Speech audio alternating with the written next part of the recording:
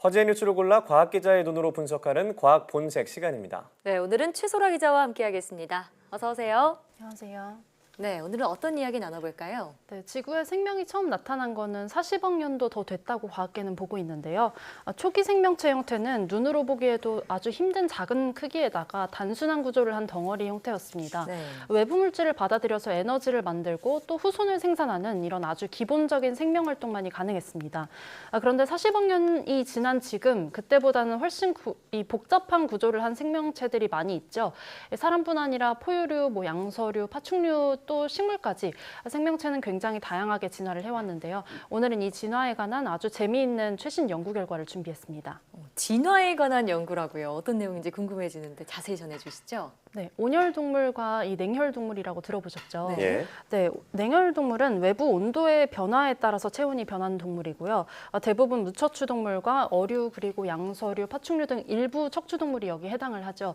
온혈동물은 또 스스로 체온을 따뜻하게 유지할 수 있는 동물입니다. 예. 포유류와 조류가 대표적인 온혈동물입니다. 네. 아주 옛날에는 이 냉혈동물만 존재했었는데 여기서 온혈동물이 진화해서 나왔다고 이 연구에 따르면 하는데요. 예. 그 계기가 이 연구진에 따르면 병원균 덕분이라고 합니다. 네, 병원균은 병을 일으키는 해로운 균인 줄 알았는데 네. 이 포유류나 조류, 그러니까 우리 인간도 이 병원균 덕분에 출현했다 이런 얘기죠. 네. 자세하게 좀 소식 알려주시죠. 네, 이번 연구는 파나마의 스미스소니언 열대 연구소 연구팀의 연구 결과인데요. 예. 이 온혈 동물이 지구에 나타난 게 냉혈 동물이 병원균에 대항하기 위해서 이 진화한 결과라고 추정을 한 겁니다. 오. 연구를 보면요, 6억 년 전까지만 해도 지구에 존재하는 유일한 생명체가 냉혈 동물이었습니다. 네. 냉혈 동물은 체온을 일정하게 유지할 수가 없어서 추운 곳에서는 대사 능력이 떨어졌습니다. 네. 그래서 항상 따뜻한 곳을 찾아다니고 또 겨울에는 겨울잠을 잘 수밖에 없지만 또 매우 큰 장점이 있습니다. 반면에 네. 에너지를 덜 소비한다는 건데요. 예. 체온을 유지하는 데 꽤 많은 에너지가 듭니다. 냉혈 동물은 같은 크기의 온혈 동물보다 에너지를 30배, 30배 더 쓴다고 합니다. 예. 그런데 이 냉혈 동물에는 체온을 유지할 이 에너지를 얻기 위해서 먹이를 사냥할 시간에 따뜻한 장소로 이동을 하는 게 더 효율적일 수도 있거든요. 네. 그래서 과학자들은 이런 큰 장점을 가진 냉혈 동물이 있는데 왜 온혈 동물이 생겨났는지 옛날부터 여러 가설을 제시해왔거든요. 예. 네. 근데 연구팀은 이 결정적 이유가 병원균이라고 결론을 내린 겁니다.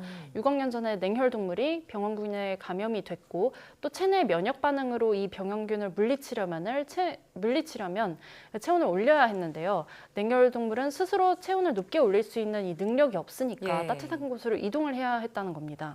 네. 자, 그러니까 병원균을 물리치려면 이 냉혈 동물도 인위적으로 체온을 올려야 한다 이런 얘기인데 생각해 보면은 우리 인간도 그러니까 온혈 동물도 감기에 걸리면 열이 나잖아요. 이게 면역력이랑 관계가 있는 거죠? 네, 그렇습니다. 이 한 연구에 따르면요, 체온이 1도 올라갈 때마다 우리 백혈구 활동이 5배가량 활발해진다고 합니다. 예. 백혈구가 우리 몸의 면역을 담당하는 세포잖아요. 네. 근데 반대로 체온이 1도가 떨어지면은 1도씨가 떨어지면은 면역력이 30도 가까이 30% 가까이 이 저하된다는 게 의료계 시각입니다. 네. 네. 물론 체온이 너무 올라가가지고 40도에 가까워지면은 우리 몸에 효소들이 변성이 돼서 아주 위험해지긴 하지만요. 예. 그럼 이런 이유로 변온동물이 체온을 올리기 시작했다 이렇게 볼 수 있는 거군요. 네, 그렇습니다. 처음에는 이 냉혈 동물들도요, 이 변온 동물들도 병균에 감염이 될 때마다 따뜻한 곳으로 이동을 했다고 하는데요. 이것이 비효율적이었나 봅니다. 언제부턴가 일부 냉혈 동물이 감염이 됐을 때 열을 냈습니다. 네. 이렇게 매번 열을 내는 것도 이렇게 효과가 좋지는 않았다고 해요. 그래서 아예 온도를 높게 유지하는 동물로 진화를 했다는 겁니다. 이렇게 수억 년이 지난 결과 온혈 동물이 지구상에 나타났다는 것이 이번 예. 연구진의 주장입니다. 네. 그래서 이번 지금 저희 같은 영장류도 나오고 지금의 모습을 한 사람도 나온 거죠. 예. 예.